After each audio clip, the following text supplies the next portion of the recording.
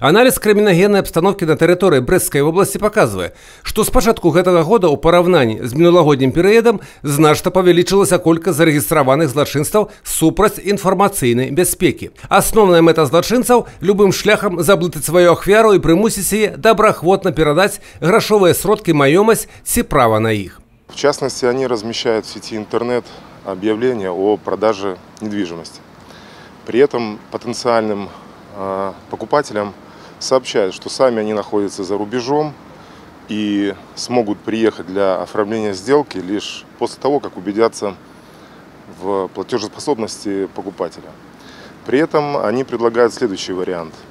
Покупатель должен обратиться в банк, заполнить заявление о перечислении денежных средств. Злоумышленник сообщает, что денежные средства после удостоверения платежеспособности вы сможете аннулировать сделку и получить денежные средства в банке.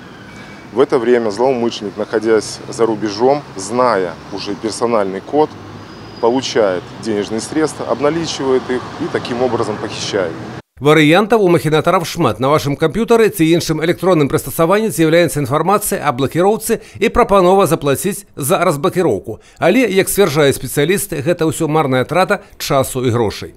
В последнее время распространены случаи заманивания пользователей в сети интернет на сайты, содержащие фотоизображения и видеозаписи порнографического характера, после посещения которых на компьютер жертвы внедряется вредоносная программа, так называемый вирус или троян.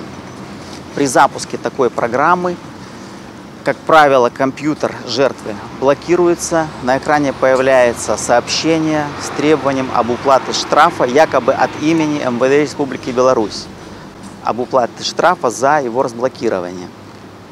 К сожалению, в руки эксперта гораздо чаще попадают компьютеры жертв преступлений, чем самих кибермошенников. К тому же кибермошенники принимают всяческие меры по очистке следов своей неправомерной деятельности. Толькі з пачатку года спецыялісты Дзяржаўнага камітэта судовых экспертыз Беларусі па Брэсцкай обласці працавалі з такімі выпадкамі ўжо больш дзесятка разоў.